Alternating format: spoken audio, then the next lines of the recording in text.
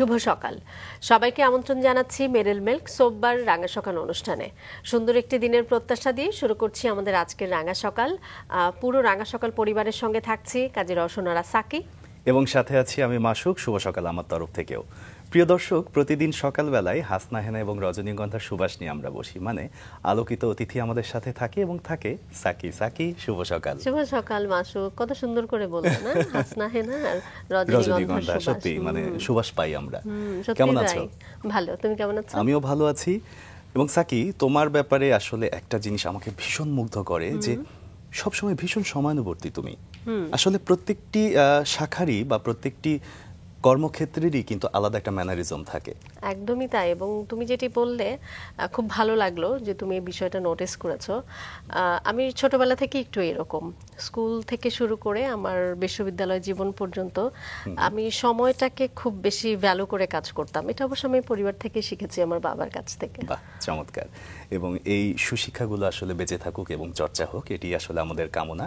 Psaki, আজকে আমাদের যে অতিথি আছে তিনিও কিন্তু আসলে কোনো না কোনোভাবে আমাদেরকে এই বিষয়গুলোই জানাবেন। চলো, কে আছে দর্শকদের সাথে পরিচয় করিয়ে দেই। প্রিয় দর্শক, আমাদের আজকে রাঙা সকালের অতিথি ক্যারিয়ার কোচ এবং কর্পোরেট ট্রেনার জামাল উদ্দিন জামি। চলুন তাকে স্বাগত জানাই। শুভ সকাল। শুভ সকাল। কেমন আছেন? ভালো আছি, আপনারা কেমন আছেন? আমরা ভীষণ ভালো আছি এবং পুরো রাঙা সকাল পরিবার ভালো আছে। আমরা আমাদের আয়োজনে যেটি করি যে আমরা মানুষের জীবনের সোনালী সময় যদি বলি তাহলে শৈশবকাল। সেই শৈশব থেকেই শুরু করি। কেমন ছিল আপনার শৈশব? শৈশবকালের কথা যদি মনে হয় এখনও এক্সাইটেড হয়ে যায়, কারণ ফিরে যেতে ইচ্ছে করে সেই শৈশবকালে। সেই সময়টায় একটু ডান পিটে ছিলাম, খেলাধুলা করতাম এবং খেলাধুলার সেই পরিবেশটা কিন্তু তখন ছিল। আচ্ছা। যার কারণে বেড়ে ওঠাটা, ওই যে বলে না যে education is the harmonious development of body, mind and soul. শরীর, মন, আত্মার ভারসাম্যপূর্ণ উন্নয়নই হলো শিক্ষা। যার কারণে শুধুমাত্র আমরা কি বলবো, লেখাপড়া না, তার বাইরে গিয়ে যে ডেভেলপমেন্ট আমাদের দরকার, না জেনেই না বুঝেই ওই পরিবেশ, গ্রামের পরিবেশ আমাদেরকে সেটি দিয়েছে। আলো, বাতাস, পুকুর সবকিছু ছিল। কোথায় ছিল গ্রাম? মাঠ ছিল আমার পাবনাতে, সুলতানপুর গ্রামের নাম। আচ্ছা। অসাধারণ। এবং সেই মিষ্টি অনুভূতিটা এখনো আপনার চোখে মুখে আমরা পাচ্ছি যে গ্রামের অনুভূতিটা আসলে ভীষণ ভালো ছিল। পরবর্তীতে গ্রাম থেকে পড়াশোনার জীবনটা শুরু হলো কখন, কোথায়? গ্রাম থেকে প্রাইমারি স্কুল দিয়ে শুরু। প্রাইমারি স্কুল শেষ করার পর যখন আমি হাই স্কুলটা কমপ্লিট করলাম, যেহেতু ডান পিটে ছিলাম, এখনো মনে আছে বাবার চোখ রাগানো, মাঝে মাঝে মার খেতাম, কারণ সারাদিন খেলাধুলা করতাম। আর গ্রামে যেটা হয়, একজন কৃষকের ছেলে কৃষি কাজে হেল্পিং হ্যান্ড হিসেবে সাপোর্ট দিবে ফ্যামিলিকে, এটাই এক্সপেক্টেড। স্কুল করে এসে একটু সাপোর্ট দিবে। আই মিন, সেটা জমি দেখাশোনা থেকে শুরু করে বাসার জিনিসপত্র, এগুলো না করে পালিয়ে যেতাম। একদিকে বই খাতা অথবা স্কুল থেকে বাসায় ফিরতাম না, সোজা খেলার মাঠে, এবং খেলে টেলে সেই সন্ধ্যার দিকে আসতাম। ছুটির দিনগুলোতে আবারও খেলার মাঠে। ব্রেইনকে ডেভেলপমেন্টের দিকে নিয়ে যাবার জন্য যে খেলাধুলার প্রয়োজন বা এক্সপ্লোর করার দরকার, এটা তো এই সময় একেবারেই সম্ভব না। সেক্ষেত্রে আসলে কিভাবে এখনকার ছেলেমেয়েরা আগাচ্ছে সেটা জানি, কিন্তু যেহেতু ছোটবেলায় ছিলাম সেই গল্পই থাকি। যেটি বলছিলেন ভীষণ দুরন্তপনা, তো মা কি বলতেন? এই দুরন্তপনাটাকে কি মা সাপোর্ট করতেন নাকি মাও একইভাবে বাবার মতোই রাগান্বিত থাকতেন? আমাদের যত আবদার ছিল, লাইক খেলাধুলা করতে হলে একটু ইনভেস্টমেন্ট দরকার ছিল। বল কেনা, টেপ কেনা, ব্যাট কেনা, একটু জার্সি কেনা। যদি কম্পিটিটিভ একটা খেলাধুলা হতো যে পাশের গ্রামের সাথে কোনো একটা প্রাইজ কেনার জন্য চাঁদা দিতে হতো, এই সাপোর্টগুলো মার কাছ থেকে পেতাম। বাবা কখনোই সাপোর্ট করেনি এই জিনিসগুলোতে। সো আমাদের ভরসার জায়গা ছিল মা প্রচণ্ড লেভেলের সাপোর্ট করতো। যার কারণে যেই মানে ছোটবেলায় যে সত্যিকারের উপভোগ করার যেই জিনিসটি, সেটা আমরা পেয়েছিলাম। ক ভাই বোন? আমরা 3 ভাই 1 বোন, আমি দ্বিতীয়। আচ্ছা। ছোটবেলায় তো আসলে মানুষের অনেক রকম ইচ্ছা থাকে যে বড় হয়ে ডাক্তার হব, ইঞ্জিনিয়ার হব। আপনার কি ইচ্ছে ছিল? অ্যাজ ইউজুয়াল, সবার মতো। কখনো চেয়েছি, যখন লিখতে হয়েছে, যে আদর্শ শিক্ষক হব, কখনো চেয়েছি যে একজন ডাক্তার হব, ইঞ্জিনিয়ার হব। শিক্ষকদের ভালো লাগতো? শিক্ষকদের ভালো লাগতো। শিক্ষকরা একটু আমাকে পছন্দ করত, যারা একটু খেলাধুলা করে, পাশাপাশি একটু ক্লাসগুলো করে তারা ভালো ছেলে। বাচ্চাদেরকে তো একটু কমই পছন্দ করবার কথা, নিশ্চয়ই স্পেসিফিক কোনো কারণ ছিল, যেহেতু আপনি বলছেন যে আপনাকে ভালোবাসতো শিক্ষকরা পছন্দ করতো, কারণ শিক্ষকদেরও কিছু ছেলে মেয়ে দরকার যারা অর্গানাইজ করতে পারে, যারা ইভেন্ট অর্গানাইজ করতে পারে। সো এই জায়গাগুলোতে ট্রাস্টেড নেতৃত্ব দানের ক্ষমতা সেটা ছোটবেলা থেকে দেখিয়েছেন শিক্ষকদের, যে ওটা কিছুটা হলেও আছে। অ্যাকচুয়ালি বইয়ের উপর ডুবে না থাকে যদি কেউ, তাহলে তার ভিতরে নেতৃত্বর বৈশিষ্ট্যগুলো কিন্তু সেই গল্পটা কেমন নিশ্চয়ই শুনবো। ছোট্ট করে আগে আপনার সম্পর্কে দর্শকদেরকে জানাই, তারপর ফিরতে চাই। দর্শক, জামালউদ্দিন জামি একজন ক্যারিয়ার কোচ, পাবলিক স্পিকার এবং কর্পোরেট ট্রেনার। গত এক যুগের বেশি সময় ধরে তিনি নেতৃত্ব, যোগাযোগ দক্ষতা, পেশাগত শিষ্টাচার, দল গঠন এবং গ্রাহক সেবা উন্নয়নের উপর শতাধিক দেশীয় ও বহুজাতিক সংস্থায় পেশাজীবীদের কর্মদক্ষতা উন্নয়নের জন্য প্রশিক্ষণ প্রদান করেছেন। এর পাশাপাশি তিনি তার চৌকস উপস্থাপনা ও অনুপ্রেরণামূলক বক্তব্যের মাধ্যমে তরুণদের মাঝে বেশ সমাদৃত হয়েছেন। পেশাগত জীবনে তিনি বিভিন্ন বিশ্ববিদ্যালয় এবং ক্যারিয়ার সার্ভিস অফিসগুলোতে কর্মরত অবস্থায় হাজার হাজার ছাত্রছাত্রীদের ক্যারিয়ার গঠন নিয়ে প্রশিক্ষণ প্রদান করে আসছেন। প্রতিষ্ঠা করেছেন ক্যারিয়ার কোচ ট্রেনিং সলিউশনস নামে একটি প্রতিষ্ঠান। প্রতিষ্ঠানটির সিইও হিসেবে কর্মরত আছেন তিনি। ঢাকা বিশ্ববিদ্যালয় থেকে স্নাতক ও স্নাতকোত্তর শেষে বর্তমানে পুত্রা বিজনেস স্কুল মালয়েশিয়ায় বিজনেস ম্যানেজমেন্টে পিএইচডি করছেন। Career hacks, communications, no tension সহ মোট 6টি বই তার প্রকাশিত হয়েছে। আমরা আবারও চলে যাই তার কাছে। বইও বের হয়ে গেছে এর মধ্যে, 6টি বই। আমরা আসবো বইতে। আমরা যেই জায়গায় ছিলাম, ছোটবেলা থেকেই নেতৃত্ব দানের একটা ক্ষমতা আপনার ভেতর, যেটা শিক্ষকরা আসলে দেখেছেন ছিল। কি করতেন, কি দেখে আসলে মনে হতো যে খুব বেশ অর্গানাইজড? আসলে যেহেতু ক্রিকেট খেলতাম, আর ক্রিকেট আমি স্ট্রাইক বল করতাম শুরুতে, তো যে বল করে তার ফিল্ডিংটা তাকে সাজাতে হয়। অটোমেটিকলি তার ডিসিশন মেকিং এবং জাজ করার একটা স্কিলস তার ভিতরে গ্রো করে। আবার ব্যাট করতাম, সো কুইক ডিসিশন মেকিং এর আরেকটা জায়গা। ক্যাপ্টেন ছিলাম টিমের। ক্যাপ্টেন থাকতে হলে আপনাকে ম্যানেজ করতে হবে অন্যদেরকে। ম্যানেজমেন্ট ক্যাপাসিটি, টিমের সবার সাথে একটা হারমোনি নিয়ে, বন্ডিং নিয়ে আপনাকে আগাতে হবে, অর এলস আপনি উইন করতে পারবেন না। তার মানে টিম বন্ডিং এর জায়গাটা কিন্তু সেখান থেকে শেখা। অ্যান্ড খেলায় জেতার জন্য যে অ্যাগ্রেসিভ মাইন্ডসেট এবং সবাইকে উজ্জীবিত রাখার যে একটা লিডারশিপ, সামনে থেকে দাঁড়িয়ে থাকা, এই জিনিসটা সেখান থেকে শেখা অ্যান্ড প্র্যাকটিস করা। কিন্তু কোনো বই থেকে শিখিনি, কোনো টিচার আমাকে শেখায়নি। Rather I put myself in that situation, I learned. এটা করতে গিয়ে স্বাভাবিকভাবেই শুধু খেলা না, যে কোনো অনুষ্ঠান, যে কোনো খেলাধুলার আয়োজনে একদম ভলেন্টিয়ার হিসেবে সামনে থেকে শিক্ষকদের পাশে থেকে তাদেরকে সহযোগিতা করতাম, যার কারণে তারা খুব পছন্দ করতো। সো দেখুন, আজকে প্রত্যেকটা দক্ষতা কিন্তু আমাকে কাজে লাগাচ্ছে, কাজে দিচ্ছে। আমি কিন্তু মানুষকে লিডারশিপ শেখাচ্ছি, আমি মানুষকে টিম বিল্ডিং শেখাচ্ছি, আমি মানুষকে কমিউনিকেশন শেখাচ্ছি, আমি মানুষকে প্রবলেম সলভিং শেখাচ্ছি, আমি মানুষকে ডিসিশন মেকিং শেখাচ্ছি, কুইক ডিসিশন মেকিং শেখাচ্ছি। অ্যান্ড ওয়াইল ডিসিশন মেকিং তারা ক্রিটিক্যালি থিঙ্ক করতে পারছে কিনা, এইগুলো কিন্তু একজন সাকসেসফুল লিডার, সাকসেসফুল প্রফেশনাল হওয়ার জন্য কাজে দিচ্ছে। অ্যান্ড আমার ফাউন্ডেশন কিন্তু সেই স্টুডেন্ট লাইফ, সেই বাচ্চাকালে আমি শিখে এসেছি। এই মুহূর্তে যদি 2-4 লাইন কবিতা আবৃত্তি শুনতে চাই। ইমপ্রম্পটু হয়ে গেল কবিতা আবৃত্তির। তোমায় কিছু দেব বলে চায় যে আমার মন, নাই বা তোমার থাকলো প্রয়োজন। যখন তোমায় পেলাম দেখা, অন্ধকারে একা একা ফিরতেছিলে গহীন নিজন বন। ইচ্ছে ছিল একটি বাতি জ্বালাই তোমার পথে, নাই বা তোমার থাকলো প্রয়োজন। কবিতার একটা বিশেষত্ব আছে। আমি একটা অনুষ্ঠান উপস্থাপনা করছিলাম আমার ক্যারিয়ারের কোনো একটা সময়।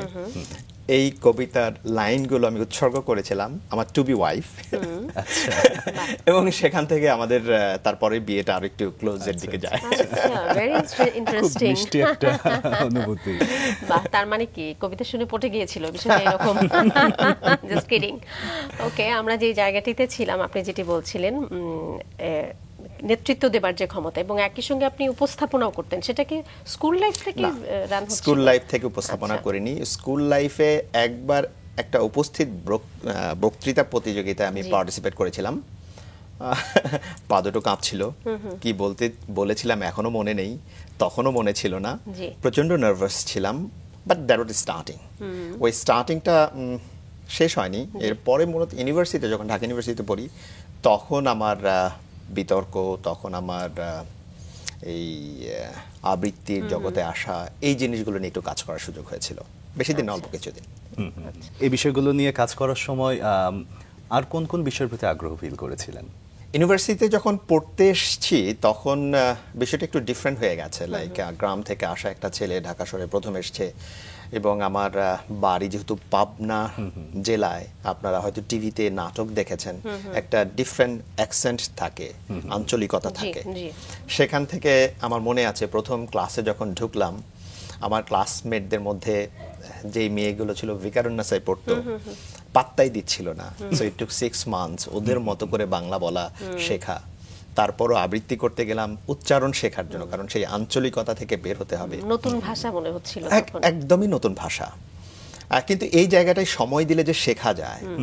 ইংরেজিটাও অত পারতাম না। আমার এখনো মনে আছে, আমি ইংরেজি শেখার জন্য গুলিস্তান থেকে 200 টাকা দিয়ে একটা রেডিও কিনেছিলাম। সকালবেলা তখন বিবিসি হতো, এখনকার মতো তো এত ইউটিউব, ফেসবুক ছিল না, কন্টেন্ট তো এখন অনেক বেশি রিসোর্স আছে।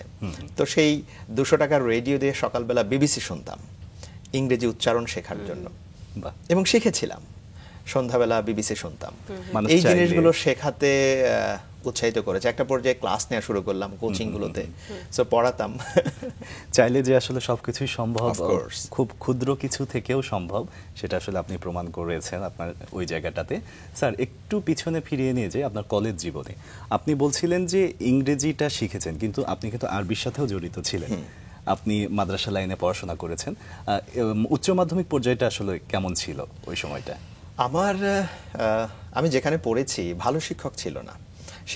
আমাদের অ্যাকচুয়ালি ইংরেজি শিক্ষক ছিল না সেখানে, থাকে না। আপনি যদি এখনো গ্রাম অঞ্চলে স্কুল, কলেজ, মাদ্রাসাগুলোতে যদি আপনি একটু খোঁজ নেন, দেখবেন যে ওদের ম্যাথ টিচার থাকে না, ইংরেজি শিক্ষক থাকে না। এগুলো বছরের পর বছর ফাঁকা থাকে পজিশনগুলো, তারা রিক্রুট করতে পারে না, রাইট পিপল তারা পায় না। আমাদেরও তাই হয়েছিল। পাশের কলেজ থেকে একজন স্যার ছিলেন, উনি আমাদের এসে ধারে পড়াতে আসতেন। সো পার্ট টাইম ওনাকে আমরা পেতাম, যার কারণে সেই দুর্বলতার জায়গায় থেকে গিয়েছিল। আচ্ছা, কখনো স্ট্রেংথ হয়নি, আসেনি ওই জায়গাগুলোতে। নিজের দুর্বলতা বোঝাটাই আসলে অনেক বড় একটা সংশোধনের জায়গা, এবং সেখান থেকে একটা সম্ভাবনা তৈরি হয়, যেটি আপনার হয়েছিল কলেজ জীবনেই। আপনি ঢাকা ইউনিভার্সিটিতে কোন বিষয়ে পড়াশোনা শুরু করেছেন? ঢাকা ইউনিভার্সিটিতে ফিলসফিতে পড়াশোনা করেছি। আচ্ছা, তো ভার্সিটি জীবনে আপনি বলছিলেন যে ভিকারুন্নেসার বন্ধুদেরকে দেখেই আসলে শুদ্ধভাবে বলার বা পাবনা থেকে এসে ঢাকার যে ভাষাটা চর্চা করা, সেটা শুরু হয়ে গেল কবিতা আবৃত্তি, বক্তৃতার মাধ্যমে। তার পরবর্তী সময়টা পড়াশোনা কিভাবে গতিটা আগাচ্ছিল? আমি ইউনিভার্সিটিতে আসার পর ওই জায়গাটা আমার জায়গাগুলো আমি প্রথমেই সিলেক্ট করতে পেরেছিলাম যে আমার স্ট্রাগলটা কোন জায়গায়। বাংলা বলায় সমস্যা, ইংরেজি বলায় সমস্যা, মানুষের সাথে কথা বলায় সমস্যা, যেহেতু একেবারে গ্রাম থেকে আসা। সো এই জায়গাগুলো ইমপ্রুভ করার জন্য আমি কিছু জায়গাকে বেছে নেই। সামহাও আমার সার্কেলটা খুব ভালো ছিল, ইউনিভার্সিটি লাইফের সার্কেলটা খুব ভালো ছিল।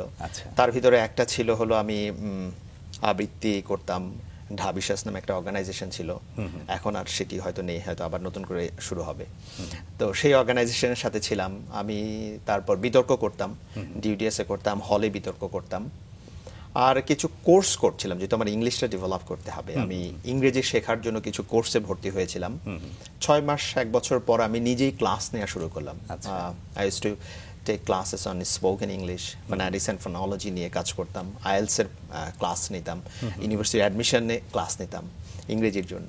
সো এইগুলোতে অনেক বেশি ব্যস্ত হয়ে যায়। তার মানে পরের 3-4 বছর অ্যাকচুয়ালি আমার সফরের উপরে কেটেছে। ঢাকা শহর থেকে বাইরে গিয়ে ক্লাস নেওয়া, সারা বাংলাদেশ আমি ঘুরে বেরিয়েছি শুধু ক্লাস নিতে গিয়ে। বিভিন্ন জেলা শহরে বিভিন্ন ধরনের মানুষের সাথে মেশার সুযোগ হয়, ট্রাভেল করার সুযোগ হয়, ডিফারেন্ট কালচার দেখার সুযোগ হয়, and that help me to transform. So আমার ভেতরে আর সেই পাবনার ছোট্ট আমিটা নেই, আমি এখন ডিফারেন্ট আমি।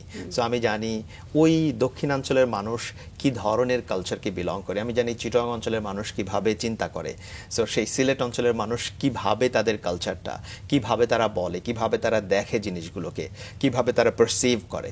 যখন এই জিনিসগুলো আপনি জানবেন, আপনার ভেতরে অ্যাকচুয়ালি একটা বড়ত্ব কাজ করা শুরু করবে। সেটাই হয়েছে, যার কারণে গোলটাও ধীরে ধীরে চেঞ্জ হয়ে গেছে। সো লাইফে অন্য কিছু করতে হবে, শুধু পাওয়া না, দেওয়ার একটা জায়গা, এই জায়গাতে চলে গেছি। আচ্ছা। তা আমাদের ব্যাচে একটা হিউজ কম্পিটিশন ছিল, বিভিন্ন পাবলিক ইউনিভার্সিটি মিলে আমরা প্রায় 30 জন, সেই পাবনা শহরে একটা মাদ্রাসা থেকে 30 জন ডিফারেন্ট পাবলিক ইউনিভার্সিটিতে ভর্তি হয়েছে। আমরা 3 জন ঢাকা ইউনিভার্সিটিতে আসলাম। So it is huge. এটা পসিবল হয়েছে এনভায়রনমেন্টের কারণে। সো সেই সার্কেলটা এই জেনারেশনকে আমি বলবো, বলা হয়ে থাকে এই সময়টা যে tell me who are your best 5 friends and I am going to tell you what's your bank balance. মানেটা হলো যে আপনি average of 5 people you are closely associated with. So কার সাথে সার্কেল করছেন, এই জন্য একটু স্বার্থপর হতে হবে, দেখে দেখে সার্কেল করা। আপনি যদি ভালো স্টুডেন্ট হতে চান, 5 জন ভালো স্টুডেন্ট যারা, তাদের সাথে ফ্রেন্ডশিপ এবং এটা পরিণত বয়স ছাড়া সম্ভব না। এবং আপনি আরেকটা কথা যেটা বলছিলেন যে আপনাকে গ্রাম থেকে শহরে পাঠিয়ে দেওয়া হলো, যেটা আমরা বলি যে বাচ্চাদেরকে জোর করো না, বাচ্চাদেরকে ছেড়ে দাও, কিন্তু আসলে কিছু কিছু ক্ষেত্রে একটু জোর করা বা প্রেশারাইজ যেটাকে আমরা বলে থাকি, যে সেটা আসলে করা উচিত। সেটা এটা একটা উদাহরণ হতে পারে। আপনি যেটা বলছিলেন যে আপনাকে যেভাবে একটা রুটিনের ভিতর আবদ্ধ করলো, সেটা আসলে যদি গ্রাম থেকে বাবা আপনাকে শহরে না পাঠাতেন, সেটা হয়তো সম্ভব হতো না। বন্ধু বান্ধব নির্বাচনের ক্ষেত্রে ভীষণ মনোযোগী হতে হবে। সেটা অনেক ছোটবেলা থেকে হলে অনেক বেশি ভালো হয়, কিন্তু ছোটবেলায় তো আসলে এই বোধটা থাকে না, যার সাথে মিশতে ভালো লাগে তার সাথেই আমরা মিশি। তো এক্ষেত্রে কি পরিবার বা মেন্টর কোনোভাবে সহযোগিতা করতে পারে? অবশ্যই, খুব ইম্পর্ট্যান্ট একটা বিষয়। আমি লাস্ট উইকে আমার গ্রামে গিয়েছিলাম, অ্যান্ড যারা ওই সময় আমাদেরকে বকাঝকা করতো যে সারাদিন খেলছো কেন, তারাই এখন এসে বলছে তোমরাই রাইট ছিল, আমরাই রং। কেন এটা? কারণ এই জেনারেশনে যারা গ্রামে থাকছে, ওরা ওই যে ছোট্ট একটা ডিভাইস ওদের হাতে, সারাদিন ফেসবুকে, সারাদিন ওই রিলে পড়ে আছে, সারাদিন ইউটিউবে পড়ে আছে, অথবা টিভি দেখছে। সেই খেলার মাঠগুলো ওই জায়গায় আছে, ঘাস হয়ে গেছে, ময়লা হয়ে গেছে, কেউ আর খেলছে না। যার কারণে আমার ওই জায়গা থেকে আর মানে ঢাকা ইউনিভার্সিটি বা পাবলিক ইউনিভার্সিটি বা ঢাকায় এসে ভালো সাবজেক্টে পড়াশোনা করবে, এই জেনারেশনটা তৈরি হচ্ছে না গ্রামে। সো দেখুন, খুব ইম্পর্টেন্ট, লাইক আমরা খেলতে যেতাম, কারা খেলতে যেত? যে পড়ালেখা করে না সে কিন্তু খেলতে যেত না। আমরা যারা পড়ালেখা করতাম তারাই খেলতে যেতাম। সো খেলার ফাঁকে ফাঁকে আবার পড়ালেখাও করতাম, এন্ড একটা কম্পিটিশনও ছিল যে ওর রোল এক, আমার রোলও কাছাকাছি যেতে হবে। সো এই যে একটা আন্ডারস্ট্যান্ডিং উইথ দ্য মানে রাইট মাইন্ডেড পিপল, এই সার্কেলটা বাবা মাকে ঠিক করে দিতে হবে।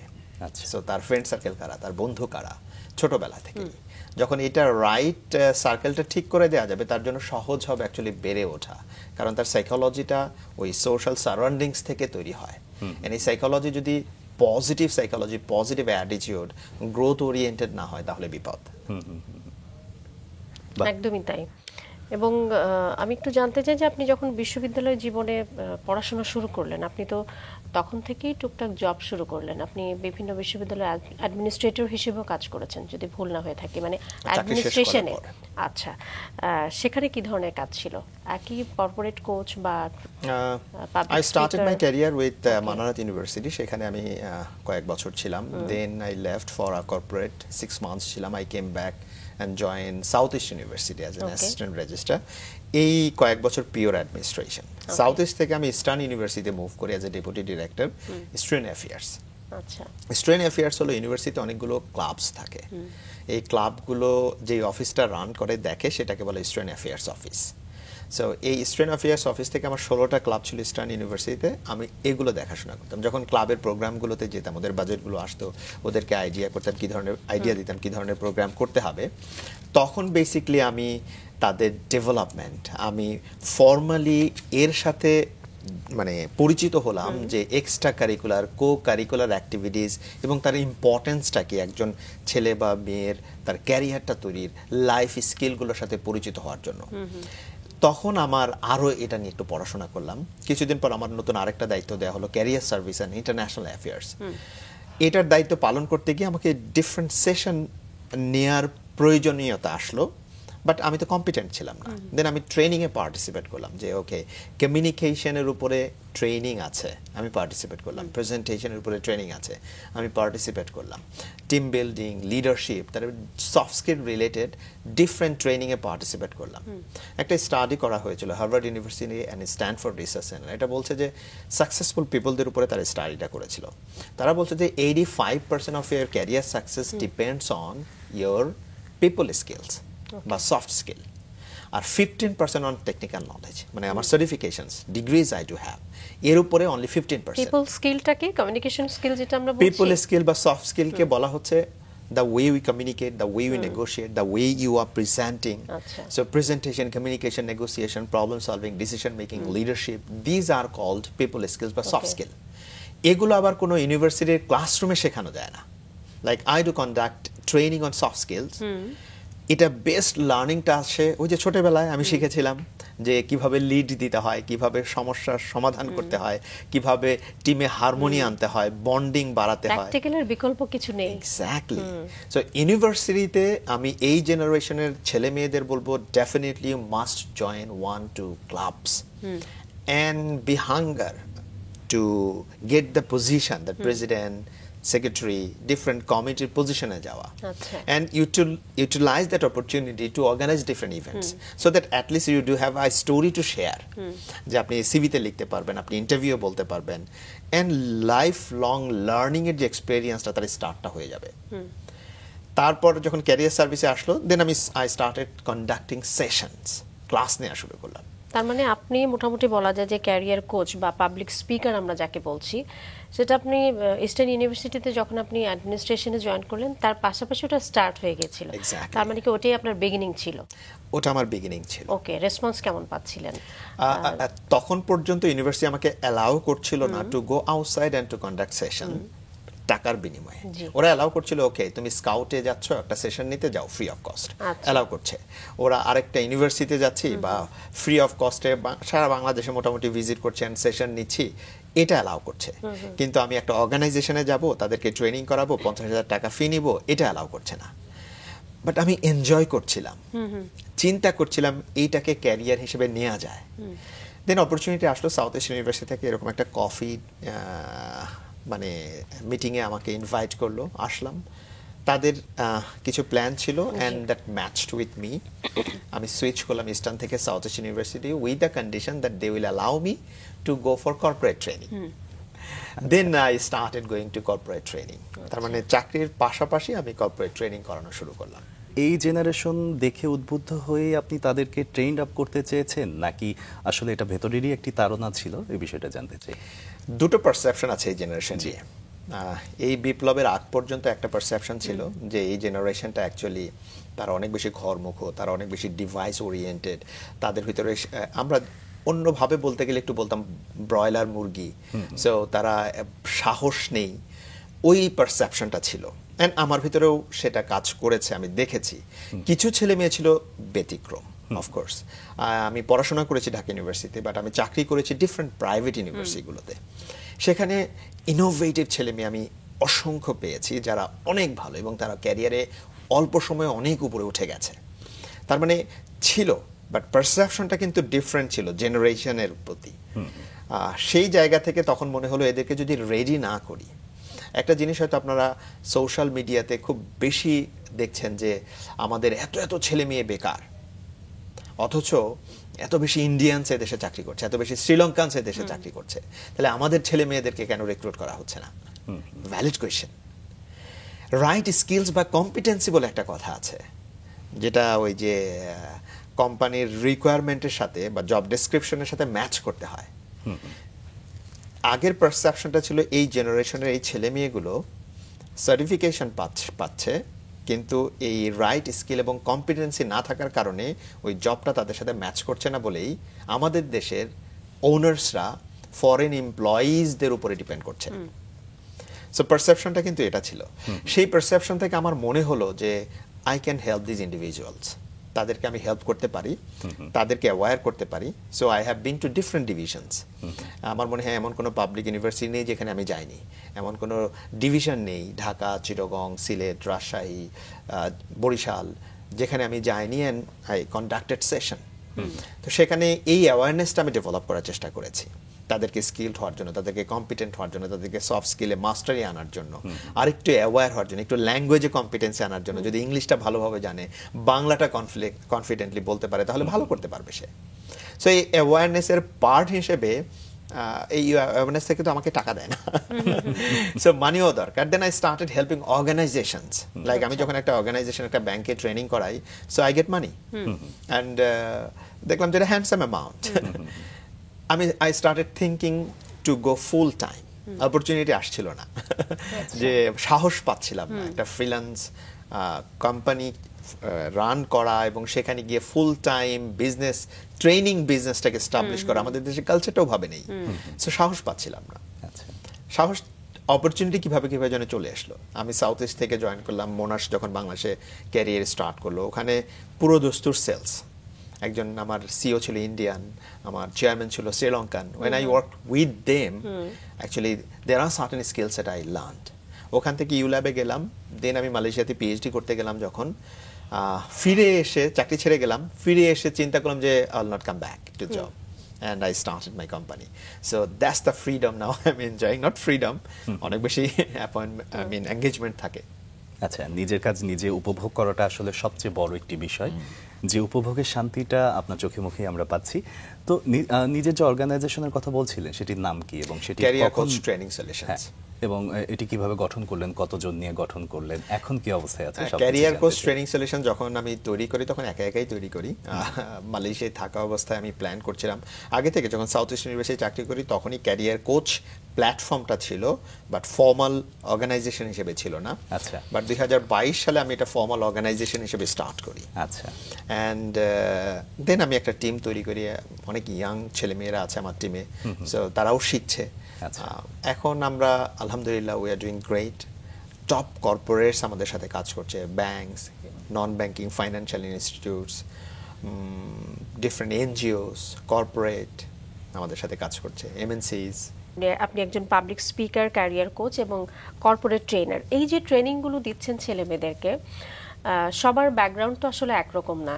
আমি যেটা বলতে চাচ্ছি, ধরেন স্কুল কলেজে কেউ যে আদার্স অ্যাক্টিভিটিতে জড়িত ছিল, এমন ছেলেমেয়ের সংখ্যা এখন একটু কমেই গেছে বলা যায়, কারণ সব স্কুলে এই সুযোগটা আসলে নেই, বিভিন্ন কলেজেও এই সুযোগগুলো নেই। সেক্ষেত্রে আসলে তাদের জন্য আপনার পরামর্শ কি হবে, কিভাবে তারা আসলে নিজেদেরকে তৈরি করবে কোর্সের পাশাপাশি? দুটো পারসেপশন আছে। জি।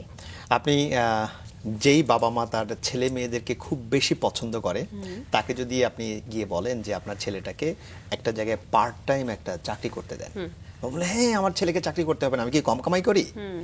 পারসেপশনটা কিন্তু ডিফারেন্ট। বাট ওই ছেলেটা বা মেয়েটা যদি সে পার্ট টাইম কোথাও কাজ করতে যায়, তার ভেতরে যে রিয়েল লার্নিংটা সে করবে, বড় হওয়ার পর সে ক্যারিয়ারে এটাকে শোকেস করতে পারবে, অ্যাজ ওয়েল অ্যাজ রিয়েল লার্নিংটা সে ছোটবেলা থেকে শিখেছে, বড় হয়ে অ্যাপ্লাই করতে পারবে।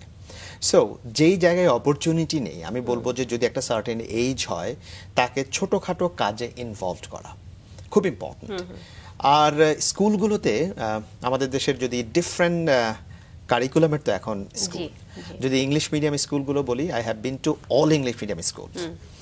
আমি কন্ডাক্টেড সেশনস, যেহেতু মোনাশে ছিলাম, সো সব টপ ইংলিশ মিডিয়াম স্কুলগুলোতে আমি গেছি। They do have huge co curricular and extra curricular facilities.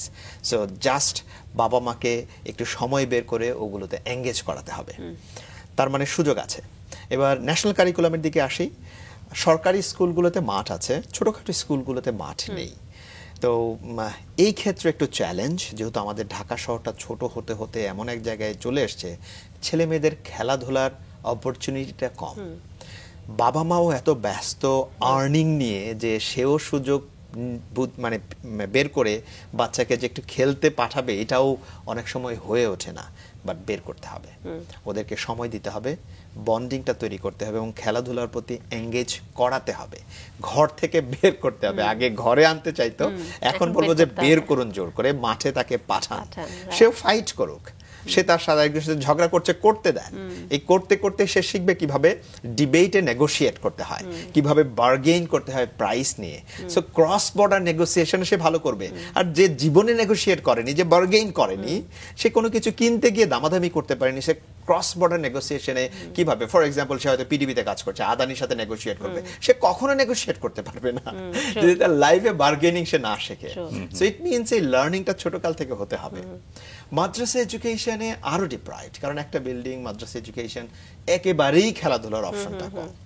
So আমি বলবো সকল এডুকেশন সিস্টেমটাকে এমন একটা জায়গায় আনা যেন হারমোনিয়াস ডেভেলপমেন্টটা হয়। শুধুমাত্র classroom education cannot make our generation future ready. So এর বাইরে তাকে cocurricular, extra curricular, real life experience, life long learning a part তাকে হতে হবে, যেটা আমরা লিবারাল আর্টস এডুকেশন বলি, সেই জায়গায় যেতে হবে। অ্যান্ড যারা জাতির নীতি নির্ধারক আছেন, এই ডিফারেন্ট স্ট্রিমস গুলোকে একটা স্ট্রিমের দিকে কিভাবে আনা যায় সেদিকে তাদেরকে চিন্তা করতে হবে। অ্যাটলিস্ট বেসিক কিছু প্রিন্সিপাল তাদেরকে মেনটেন করানোর ব্যাপারে সিদ্ধান্ত আমাদের নিতে হবে। না হলে অ্যাকচুয়ালি এই ডিফারেন্ট মাইন্ডসেটের পিপল তৈরি হবে। এই ডিফারেন্ট মাইন্ডসেটের পিপল যখন বড় হবে, তাদের এডুকেশন থেকে এক ধরনের বিলিফ, এক ধরনের ধারণা তৈরি হবে। একই জিনিস এক একজন এক একভাবে দেখছে, এক এক ভিউ পয়েন্ট থেকে দেখছে, বিকজ তার বেড়ে ওঠাটা, তার এডুকেশনটা ডিফারেন্ট জায়গায় হয়েছে। যে স্কলার্স থেকে পড়াশোনা করেছে সে একভাবে দেখছে, আর যে তামরিউল মিল্লাত মাদ্রাসা থেকে পড়াশোনা করেছে সে আরেকভাবে দেখছে। জিনিস কিন্তু একটাই। আবার যে আদমজি থেকে পড়াশোনা করছে সে আরেকভাবে দেখছে। এই অ্যাকচুয়ালি এইটাকে একটা সিমিলার জায়গায় তো নেওয়া পসিবল না। বেসিক কিছু প্রিন্সিপাল যেন তারা পায়, বেসিক কিছু কালচার যেন তারা পায়, এই জায়গায় নেয়ার ব্যবস্থা করতে হবে। সেটা কিভাবে চিন্তা করতে হবে নিশ্চয়ই। এবং আসলে সেখানে পরিবারের ভূমিকাটাই অনস্বীকার্য, যেটি আপনি বলছিলেন যে বাবা মাদেরকে অ্যাওয়ার হতে হবে, নট অনলি পড়াশোনা, আদার্স অ্যাক্টিভিটির সঙ্গে তাদের নিজেদেরকে জড়াতে হবে। এবার একটু আসি যে আপনারা যাদেরকে ট্রেনিং করাচ্ছেন, সেটা তো নিশ্চয়ই একজন নতুন প্রজন্মের যারা এই ট্রেনিংগুলো করছে, আত্ম উন্নয়ন বা তাদের দক্ষতাগুলো আসলে ডেভেলপ হচ্ছে। তারপর কিন্তু আমরা দেখে থাকি আমাদের দেশের বিভিন্ন যে কর্পোরেট সেক্টরগুলো আছে, বড় বড় জায়গাগুলো বিদেশিরা হোল্ড করছেন, যেটি আপনিও বলছিলেন, শ্রীলঙ্কান হতে পারে, ইন্ডিয়ান হতে পারে, মালয়েশিয়ান। আমরা কেন এখন পর্যন্ত এত কোর্স, এত ট্রেনিং এর পরেও আমরা সেই জায়গাটা রিচ করতে পারছি না? এখানে সবচেয়ে বড় ল্যাকিংসটা কি আসলে কমিউনিকেশন ডেভেলপমেন্ট নাকি অন্য কোনো কিছু? আপনি কি বলবেন? আপনাকে তাহলে দুইটা স্ট্যাটিস্টিক শেয়ার করি। British Council economics intelligence unit তারা একটা স্টাডি করেছিল, and they have found near 47% Bangladeshi people আর Bangladeshi graduates, university graduates are unemployed. আবার বেশ কিছুদিন ধরে কথাবার্তা হচ্ছে 26 লক্ষ গ্র্যাজুয়েটস আনএমপ্লয়েড। একটা পার্ট গেল। কিছুদিন আগে I was reading an article from a daily based newspaper, the daily Hindu, ইন্ডিয়াতে, দিল্লিতে পাবলিশ হয়। তো তারা লিখছে যে Bangladesh became 4th remittance generation source for India. তো আমি একটু কিউরিয়াস হয়ে আরও লিস্ট দেখতে যাচ্ছিলাম। আচ্ছা দেখি তো, এত বড় বড় দেশ আছে, ইউএসএ, কানাডা, আমাদের স্বপ্নের দেশ, ইতালি, স্পেন, ইউকে, তাদের লিস্ট কোথায়? অ্যান্ড শকিংলি সেই কানাডা বলি, সেই ইতালি বলি, সেই স্পেন বলি, পর্তুগাল বলি, আমাদের স্বপ্নের দেশগুলোর সিরিয়াল বাংলাদেশেরও পরে। ইন্ডিয়ার পিপলরা রেমিটেন্স জেনারেট করছে সারা ওয়ার্ল্ড থেকে, সেই লিস্টে বাংলাদেশের নাম 4th। তার মানে কি পরিমাণ, এটা আমাদের কথা নয়, ইন্ডিয়ান একটা নিউজ পেপার তাদের স্টাডি থেকে তারা পাবলিশ করেছে কি পরিমাণ ইন্ডিয়ান বাংলাদেশে চাকরি করছে। প্রশ্ন হলো যে ওরা চাকরি করছে এখানে, আমাদের ছেলে মেয়েরা কেন বেকার? আমি যেহেতু একটু ডাইভার্সিফাইড জায়গায় কাজ করেছি, কাজ করতে গিয়ে সামহাও আমি সুযোগ হয়েছে ভিজিট করার শত শত কলেজে, বাংলাদেশের শত শত কলেজ, ঢাকার বাইরে আপনি নরসিংদী বলেন, আপনি নারায়ণগঞ্জ বলেন, সাভার এরিয়া বলেন, ঢাকার বাইরে ডিফারেন্ট কলেজে ভিজিট করার সুযোগ হয়েছে। আর ইংলিশ মিডিয়াম স্কুলগুলোতে আমি সেশন নিয়েছি, ডিফারেন্ট ইউনিভার্সিটি ভিজিট করার সুযোগ হয়েছে। ঢাকার বাইরে নবাবপুর একটা কলেজে আমি ভিজিট করতে গিয়েছিলাম, একটা সেশন নিতে গেছি ইউনিভার্সিটির পক্ষ থেকে। সেশন নিতে যাওয়ার পর প্রিন্সিপাল সাহেব এসে বলছে যে স্যার আপনি কি জানেন আমাদের এখানে তো আমরা অনার্স পড়াই। আমি বলছি গ্রেট, কী কী সাবজেক্ট পড়াই? বলছে বিবিএ পড়াই, কম্পিউটার সায়েন্স পড়াই। বলছে ল্যাব আছে? আমতা করলে জি আছে। আচ্ছা পড়ায় কারা? বলছে আমাদের এখানে যারা ছিল তারাই পড়াচ্ছে।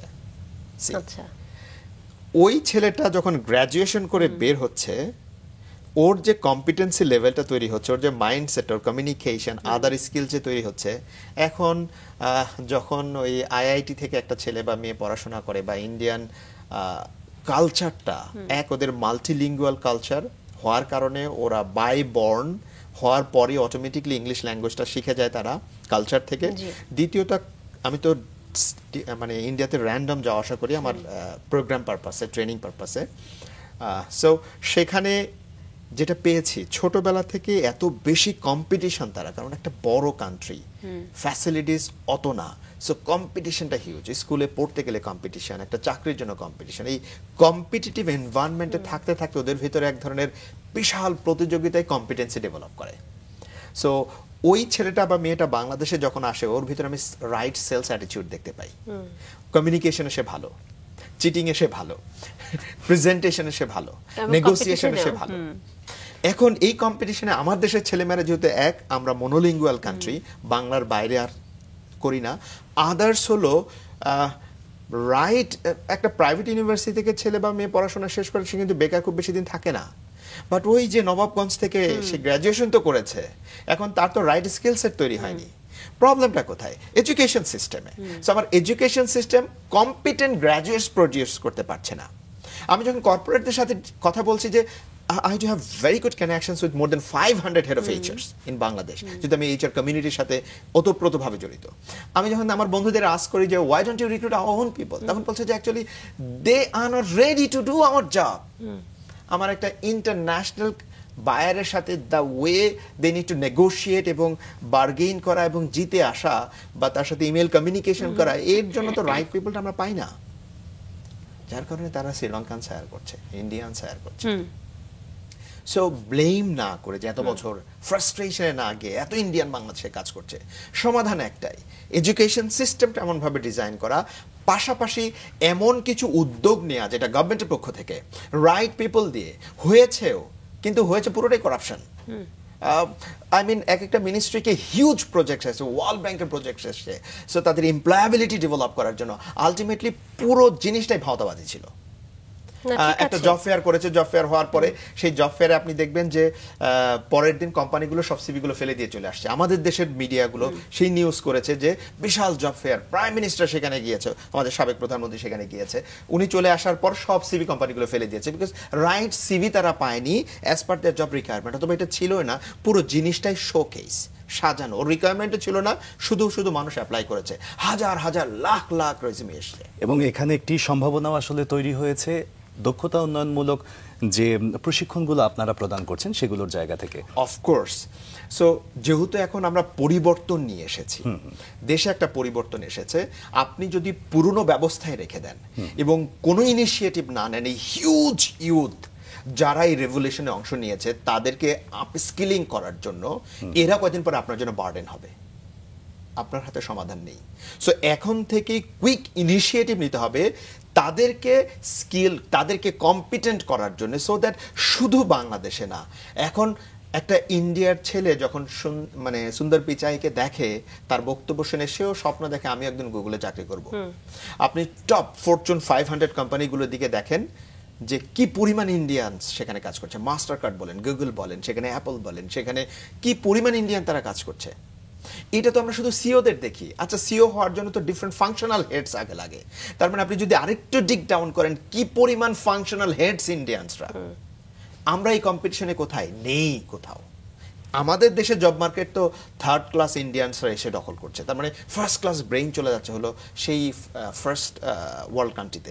আমরা একটু জানতে চাই যে আমাদের জায়গা থেকে আমরা আসলে কি করতে পারি। এই এডুকেশন ধরেন আমাদের পরিবর্তন হলো না, কিংবা আমরা ধরে নিলাম হবে, আমরা এর মধ্যে থেকে আসলে নিজেদেরকে কিভাবে এগিয়ে নিয়ে যেতে পারি, সেই বিষয়ে যদি আপনার কোনো কি বলে ট্রেনিং কিংবা আপনার কোনো স্পিচ থাকে, আমরা সেটাই জানতে চাই। নিজের দায়িত্বটা নিজেকে নিতে হবে। আমার ফ্যামিলির দায়িত্ব অন্য কেউ নিবে না, আমার দায়িত্ব অন্য কেউ নিবে না, কেউ আমাকে 2 টাকা দিয়ে হেল্প করবে না, সবাইকে এটা বলছি, সবার জন্য এটা ইম্পর্টেন্ট। সো নিজের দায়িত্বটা নিজেকে নিতে হবে, এবং এই দায়িত্ব যখন তারা নিতে যাবে তখনই তাদেরকে স্কিলড কম্পিটেন্ট হওয়ার কোনো বিকল্প নেই। আমি বলবো যে যারা ইউনিভার্সিটিতে এখন পড়ছে তাদেরকে এখনই cocurricular extra curricular activities involve হতে হবে। যেমন গতকালও আমি একটা ইউনিভার্সিটি গিয়েছিলাম, I conducted a master class on presentation skills. So presentation skills এর master, it is important to present. আপনার অনেক আইডিয়াস আছে, অনেক কিছু আছে, but you can not present in an interview board to convince your interviewers. তার মানে আপনি জবটা কিন্তু পাবেন না। সো এই জায়গাটা ডেভেলপ করা, তাহলে ছোট ছোট স্কিলসগুলো ডেভেলপ করতে হবে। আমি বলবো যে এখন তো আরো অসংখ্য সুযোগ আছে। আমাদের দেশে একটা নতুন ট্রেন তৈরি হয়েছে, অনেক ট্রেনিং প্রতিষ্ঠান recorded course, live course, physical in person training এর আয়োজন করছে। আমি বলবো যে প্রতি 100 দিনে এই জেনারেশনকে একটা সার্টেন এজ পর্যন্ত একটা নতুন ট্রেনিং এ পার্টিসিপেট করতে হবে। একটা রেজুমে ফার্স্ট ইয়ারে তৈরি করতে হবে। প্রথম সেমিস্টারে কোনো সার্টিফিকেট সে যদি না পায়, আমি বলবো যে ড্রাইভটা দিতে হবে, একটা সার্টিফিকেট আসবে, ট্রেনিং এর সার্টিফিকেট। সেকেন্ড সেমিস্টার আরো একটা, তার মানে 8টা সেমিস্টার শেষ হতে হতে 8টা ট্রেনিং এ পার্টিসিপেট করেছে এবং তার সার্টিফিকেট তার কাছে এসেছে। Job searching should be a full time job. So এটার জন্য নিজেকে প্রিপেয়ার করা, একটু এটিকেট, একটু গ্রুমিং, একটু ক্লারিটি নিয়ে কথা বলতে জানা, কমিউনিকেশনটা ডেভেলপ করা, ইংলিশ ল্যাঙ্গুয়েজ কম্পিটেন্সি নিয়ে একটু কাজ করা, কিছু ভালো রেজুমে, কিছু ইন্টারভিউ টেকনিক্স নিয়ে তাকে পড়াশোনা করা। যখন এই পড়াশোনাটা প্রিপারেশনটা তার হবে, তখন তার অল্প দিনের মধ্যে জবটাও হবে। এন্ড জব হয়ে যাওয়া মানে শেষ না, এটা তার একটা এন্ট্রি হয়েছে, গুড অপরচুনিটি টু গ্রো। কিভাবে গ্রো করবে? আরো শিখতে হবে তাকে, আরো ডিগ ডাউন করতে হবে, তার লার্নিংটা কন্টিনিউ করতে হবে। যখন কিছু টাকা আসবে, গো ফর হায়ার ট্রেনিং, আউটসাইডে যেতে হবে, কিছু ভালো ভালো ট্রেনিং, যেই ট্রেনিংগুলো ওয়ার্ল্ডে ডিমান্ড আছে সেইগুলোতে যেতে হবে। তার মানে লাইফ শুড বি আ মানে continuous journey of learning and development. বলা হয়ে থাকে যে the illiterate of 21st century will not be those who cannot read and write, but those who cannot learn, unlearn and relearn. যা শিখেছিলাম এটাকে ভুলতে হবে, আবার নতুন করে শিখতে হবে। আমি যে মার্কেটিং স্ট্র্যাটেজি শিখেছিলাম, আচ্ছা এই সময়টা আমি যদি সোশ্যাল মিডিয়া অ্যালগরিদমটা না জানি, তাহলে কি আমি আর হেড অফ মার্কেটিং হতে পারবো? আমাকে তো নতুন ভাবে সোশ্যাল মিডিয়া ট্রেনিং এর পাশাপাশি সময় উপযোগী পড়াশোনা আমরা যেটাকে বলছি, সেটা সব সময় নিজের সঙ্গে থাকতে হবে। নানামুখী একটা অবজারভেশন আপনার মধ্যে আছে, এবং আমরা আসলে আপনার জায়গা থেকে জানতে চাই যে দক্ষতা উন্নয়নের জন্য যে ট্রেনিং গুলো আপনারা করাচ্ছেন বা আপনি করাচ্ছেন, সেখানে আসলে কি কি বিষয়বস্তু আওতাভুক্ত আছে? আমি কাজ করছি লিডারশিপ নিয়ে, আমি কাজ করছি কমিউনিকেশন স্কিলস নিয়ে, অনেকগুলো অর্গানাইজেশন এখন সেলস অ্যান্ড রিলেশনশিপ নিয়ে আমি কাজ করছি, ইমোশনাল ইন্টেলিজেন্স নিয়ে কাজ করছি, কাস্টমার সার্ভিস নিয়ে কাজ করছি, team bonding, team building activities, outdoor activities, এগুলো নিয়ে কাজ করছি। So these are the core area of our training and we do have some consultants আমাদের প্রতিষ্ঠান থেকে। এইগুলো আমরা কর্পোরেটসগুলোকে প্রোভাইড করি, আর প্রত্যেকটা ট্রেনিং কাস্টমাইজড হয়। লাইক আমরা যখন ট্রেনিং নিড অ্যাসেসমেন্ট করি ওই এমপ্লয়ীদের নিয়ে এবং এক্সপেকটেশনটা নেই ওই প্রতিষ্ঠানের সিওর, তখন এই দুটোর করার পরে একটা গ্যাপ বের হয়ে আসে যে ওর এক্সপেকটেশন আর এক্সিস্টিং স্কিলস বা কম্পিটেন্সি কি কি আছে, সেই গ্যাপটা ফুলফিল করার জন্য বেসিক্যালি তখন আমরা আমাদের ম্যাটেরিয়ালস ডেভেলপ করি এবং ট্রেনিং কন্ডাক্ট করি। আচ্ছা, বেশ কিছু এরিয়াতেই আপনারা আসলে দক্ষতা উন্নয়নের যে প্রচেষ্টা করছেন, যে ট্রেনিংগুলো দিচ্ছেন, সেগুলোর মধ্যে আসলে কোন জায়গাতে আপনার সবচেয়ে বেশি সম্ভাবনা এবং সবচেয়ে বেশি সংকীর্ণতা আপনি দেখছেন? সম্ভাবনা এবং সংকীর্ণতা একই জায়গায় আমি বলবো, সেটা হলো মাইন্ডসেট। আচ্ছা, আমাদের অনেকগুলো ট্রেনিং এর ফার্স্ট মডিউল থাকে হলো মাইন্ডসেট, সাকসেস মাইন্ডসেট। সম্ভাবনার জায়গা এটা, যদি কোনো ছেলে মেয়ে আমাদের কাছ পর্যন্ত পৌঁছায়, আমাদের ট্রেনিং এ আসে, আমার কথাগুলো তারা শোনে, তাহলে তার রাইট মাইন্ডসেট তৈরি হয়। তার রাইট মাইন্ডসেটের মধ্যে অ্যাজাইল মাইন্ডসেট খুব important. What is agile mindset? Flexibility, adaptability, নিজেকে কন্টিনিউয়াস চেঞ্জ হওয়া। পৃথিবীতে এখন একটা জিনিস কনস্ট্যান্ট, সেটা হলো চেঞ্জ। তার মানে চেঞ্জ আসবেই, এই চেঞ্জের সাথে নিজেকে চেঞ্জ করা, আপডেট করা, আপগ্রেড করা। কিভাবে তারা নিজেকে আপডেট করবে, আপগ্রেড করবে? লার্নিং এর থ্রুতে, সেটা বই পড়ে হোক বা কোনো একজন ট্রেনারের কাছ থেকে শিখে হোক। এইটা একটা বিষয় থাকে মাইন্ডসেটে। আমরা ওনারশিপ, আমরা শুধু অর্গানাইজেশন থেকে যেটা হয় সিওরা এমডিরা বলে ওন করো কাজটাকে, তোমার জবটাকে ওন করো, কোম্পানিকে ওন করো, এটা একটা ট্রেনিং এর বিষয় আছে। যখন একটা ছেলে বা মেয়ে আমাদের কাছে আসে, তার এই ওনারশিপ মাইন্ডসেটটা আমরা বাস্তবে দেখায় যে how to take the responsibility, absolute personal accountability, whatever the result, সেটা রাইট হতে পারে, রং হতে পারে, বাট অ্যাকাউন্টেবিলিটিটা নেওয়া, সেই ওনারশিপ মাইন্ডসেট নিয়ে আমরা কাজ করি। গ্রোথ ওরিয়েন্টেড খুব ইম্পর্টেন্ট একটা পার্ট, এইটা নিয়ে আমরা কাজ করি। গ্রোথ ওরিয়েন্টেডটা কেমন, যে শুরুতেই ধরে নেয় যে আমার তো একদম গ্রাম থেকে আসা মানুষ, আমার দ্বারা এটা হবে না, আমি পারবো না। আমি আমাকে দিয়েই কল্পনা করি, লাইক আমি কখনো ইংলিশ মিডিয়ামে পড়িনি, but I conducted more than 50 sessions in top English medium schools.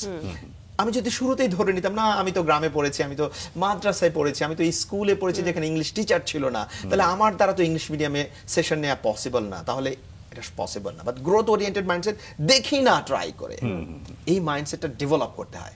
যখন কোম্পানি তাদেরকে টার্গেট দেয় যে তোমার এই মাসে 4 কোটি টাকা তোমাকে ডিপোজিট করাতে হবে, ওরা নিতে পারে না 4 কোটি টাকা, ওই মার্কেটে তো এত টাকা নাই, এটা কিভাবে সম্ভব? আর গ্রোথ ওরিয়েন্টেড মাইন্ডসেট হবে of course it's possible, let's try, দেখি না, ফেল করেছে, হয়নি সামহাউ, সে বলবে আচ্ছা আর কি কি করলে হতো, কেন হলো না, এটা নিয়ে ফ্রাস্ট্রেশনে যাবে না। সো এটা একটা মাইন্ডসেট এবং ট্রেনিং এর বিষয়, আমি তাকে হাতে কলমে এই মাইন্ডসেটটা রেডি করি। সো এইটা আমার অপরচুনিটির জায়গা, এটা আমার সুযোগের জায়গা। যদি ছেলেমেয়েরা আমার পর্যন্ত পৌঁছায়, এমপ্লয়িরা আমার পর্যন্ত পৌঁছায়, ওর ফ্রাস্ট্রেশন থাকবে না, ওর নেগেটিভ মাইন্ডসেটটা থাকবে না, এটাকে আমরা পজিটিভিটিতে কনভার্ট করি। তার ফিক্সড মাইন্ডসেটটা থাকবে না যে আমার দ্বারা সম্ভব না, হবে না, সে গিভ আপ করবে না। সো এই মাইন্ডসেটটা অপরচুনিটি, আবার এইটাই ড্রব্যাকস যদি আমার কাছে না আসে, কারণ সে তো ওই যে ফ্রাস্ট্রেশনে আছে, সে ধরেই নিচে কাজ করছে না, সে ওন করছে না, তার অ্যাজিলিটি তার ভিতরে নেই, সে নিজেকে চেঞ্জ করছে না, আপডেট করছে না, বলছে না শিখেছিলাম, মাস্টার্স তো করেছি, এমবিএ করেছি, এখন আমার নতুন করে কি ট্রেনিং করতে হবে। এই যে মাইন্ডসেট, ওটাই হলো অ্যাকচুয়ালি ধ্বংসের জায়গা। সো একই ওয়ার্ডে দুটো জিনিস, আমার অপরচুনিটিও আছে, সম্ভাবনাও আছে, মাইন্ডসেট করতে হবে। মানে ওয়ান কাইন্ড অফ এটাকে আমরা বলতে পারি নিউরোলজিক্যাল সার্ভিস, মানে যেটা আপনারা আসলে দিয়ে থাকেন সাইকোলজিক্যাল ট্রেনিং এর মাধ্যমে। খুবই চমৎকার স্যার।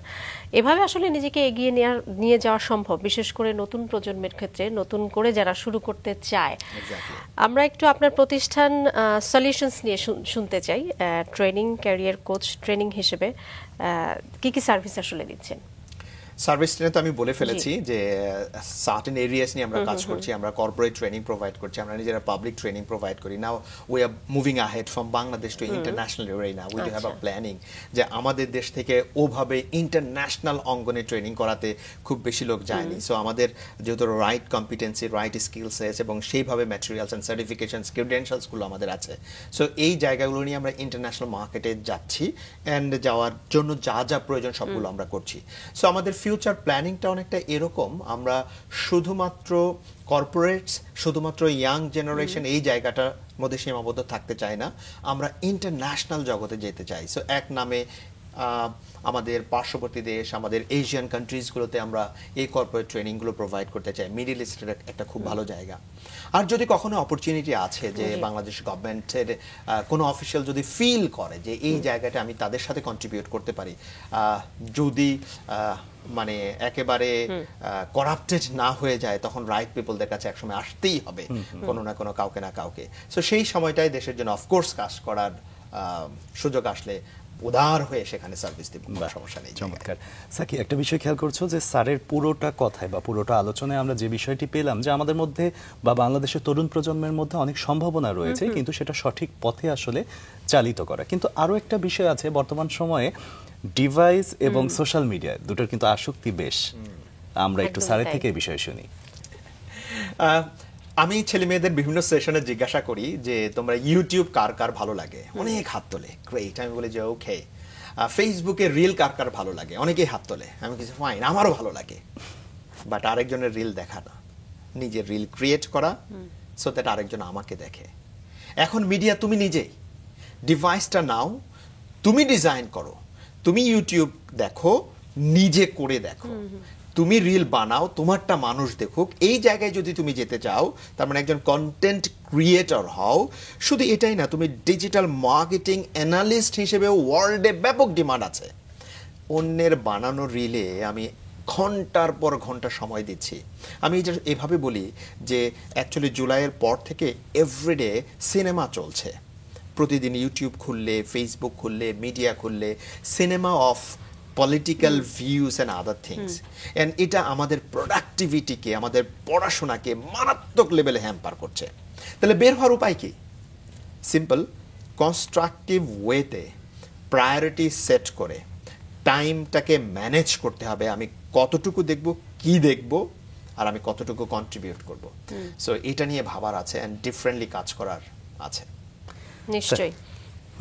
দক্ষতা উন্নয়নের জন্য আসলে আপনার এই বিষয়টার ভিতর মহলে প্রবেশ করার যে একটা প্রবণতা, সেটি আসলে ভীষণ চমৎকার এবং এটি অবশ্যই সকলকে উৎসাহিত করবে। স্যার, আপনার কাছে জানতে চাই যে এই যে দক্ষতা উন্নয়ন নিয়ে আপনি 6টি বই প্রকাশ করেছেন, 6টি প্রকাশনা আছে আপনার, সেগুলো সম্পর্কে ছোট করে যদি বলেন।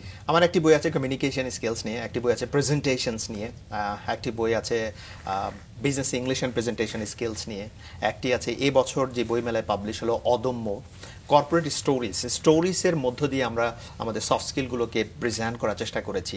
সো কেউ মনেও করবে না যে সে একটা স্কিল শিখছে, যেহেতু স্কিল শিখতে আমাদের মেন্টাল ব্লক তৈরি হয়, শিখতে চায় না। সে গল্প পড়ছে, গল্প ছলে সে শিখে যাবে যে leadership, situation leadership, communication skills, problem solving, decision making, critical thinking, এই জিনিসগুলো সবগুলো এসছে, বাট বিভিন্ন গল্প পড়ে পড়ে সে শিখে যাবে। So this is how we presented, and এটা খুব নিজে লিখেছি বলে না, এটা খুব ভালোভাবে মানে আমরা প্রেজেন্ট করতে পেরেছি, এটা আমরা কনফিডেন্টলি বিশ্বাস করি। আচ্ছা, আপনার তো 6টি বই রয়েছে, মানে আমরা সবগুলো বইয়ের কথাই যদি একটু একটু করে শুনতে চাই, যে আত্ম এবং দক্ষতা উন্নয়ন বিষয় তো আসলে বইগুলো সবগুলো সেলফ ডেভেলপমেন্ট নিয়ে, সবগুলো সফট স্কিল ডেভেলপমেন্ট নিয়ে। কমিউনিকেশন স্কিল একটা বললাম, প্রেজেন্টেশন স্কিল একটা, স্পোকেন অ্যান্ড প্রনাউন্সিয়েশন সম্ভবত অনেক আগে একটা লেখা ছিল, business English and presentation skills একটা লেখা ছিল, আর সর্বশেষ অদম্য বইটি ছিল। অদম্য বইটি নিয়ে আমি অলরেডি বলেছি আপনাদেরকে। বাহ, ভীষণ সমৃদ্ধ আসলে আপনার কর্মময় জীবন। এবং আপনার ব্যক্তি জীবন নিয়ে যদি একটু জিজ্ঞেস করি, যে পারিবারিক জীবনটা বা সাংসারিক জীবনটা। আমরা এখন 3 জন সদস্য আমাদের ফ্যামিলিতে, আমি, আমার ওয়াইফ এবং আমার ছোট্ট সুইট ইনায়া ফারজিন, আমার মেয়ে, 4 বছর বয়স। সো আমরা এই 3 জনের সংসার। আমরা, আমার ওয়াইফ আর আমি দুজন মিলেই পিএইচডি করছি মালয়েশিয়াতে। আমার ওয়াইফ একটা ইউনিভার্সিটির অ্যাসোসিয়েট প্রফেসর হিসেবে আছেন, সে এমবিএ প্রোগ্রামের ডিরেক্টর। সো যখন আমরা মালয়েশিয়াতে যাই, ফুল ফ্যামিলি একসাথে যাই, একসাথে আসি। So a kind of tour for us, study tour. যেহেতু পিএইচডির বিষয় চলেই আসলো, কি বিষয়ে পিএইচডি করছেন একটু শুনি আমরা। খুব ইন্টারেস্টিং। আমি অর্গানাইজেশনাল সিটিজেনশিপ বিহেভিয়ার নিয়ে কাজ করছি, ইম্প্যাক্ট অফ লিডারশিপ বিহেভিয়ার্স। একটা অর্গানাইজেশনের টপ লিডার্স যারা আছে, তারা কিভাবে বিহেভ করে তার উপর ডিপেন্ড করে এমপ্লয়ীদের জব স্যাটিসফ্যাকশন। এবং তার সাথে রিলেভেন্ট হলো সিটিজেনশিপ বিহেভিয়ার, যেটাকে আমরা বলছি যে ইনরোল বিহেভিয়ার বাইরে, মানে আপনার অ্যাসাইন টাস্ক এটা করতে হবে, আপনার জব ডেসক্রিপশনে লেখা ছিল, এর বাইরে গিয়ে বহু কাজ আমরা ভলেন্টারিলি করি। এই কাজগুলো কতটা বেশি আমি জেনারেট করব এটা ডিপেন্ড করে হলো লিডার্সদের বিহেভিয়ারের উপরে। সো এর সাথে একটা রিলেভেন্ট খোঁজার চেষ্টা করছি আমার রিসার্চে। বাহ। সো একজন কর্পোরেট ট্রেনার এবং একই সঙ্গে ক্যারিয়ার কোচ হিসেবে নতুন প্রজন্ম যারা রয়েছে, একদম আছে না যে যেটা না হলেই নয়, মিনিমাম দক্ষতা, যেটা সবসময় আসলে প্রতিনিয়ত আমরা প্র্যাকটিস করতে পারি, নতুন প্রজন্ম প্র্যাকটিস করতে পারে, একদম ছোট্ট করে একটু শুনবো।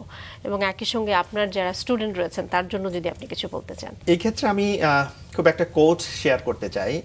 আমরা সবাই ডক্টর এপিজে আব্দুল কালামকে চিনি, তার একটা সুন্দর একটা কোট আছে। উনি বলছেন যে your dream will not let you sleep, তোমার স্বপ্ন তোমাকে ঘুমাতে দেবে না। সো আপনি যে গোলটা লাইফে সেট করেছেন, যে আমি বিসিএস ক্যাডার হব, আমি কর্পোরেটে চাকরি করব, আমি টপ এমএনসিতে কাজ করব, আমি ফরচুন 500 কোম্পানিতে চাকরি করব, whatever the goal you have set for your life, যদি এই ড্রিমটা আপনার থাকে, that dream will not let you sleep. রাত 2টার সময় ঘুমটা ভেঙে যাবে, ঘুমটা ভাঙার পরে আপনি জেগে উঠবেন, জেগে উঠে পড়তে বসবেন, because you set a dream for you, set a goal for you. যদি সত্যিকারের স্বপ্ন দেখে থাকেন সেটাই হবে। স্বপ্ন সেটা না যেটা রাতে দেখি সকালে ভুলে যাই কি স্বপ্ন দেখেছিলাম। স্বপ্ন সেটাই যেটা আপনাকে আমাকে ঘুমাতে দেয় না। সেই স্বপ্নটা যদি নাম সত্যিকার দেখতে পারবো, তাহলে তার লাইফে কখনো কোনো অবস্টাকল থাকবে না, বাধা থাকবে না। অনেক ধন্যবাদ স্যার আমাদের আজকের রাঙা সকালের অতিথি হয়ে আসার জন্য এবং আমাদের আজকের এই আসরকে উজ্জ্বল করার জন্য। আপনাদেরকে ধন্যবাদ। রাঙা সকালের যারা দর্শক আছেন তাদেরকেও আমার পক্ষ থেকে অসংখ্য ধন্যবাদ।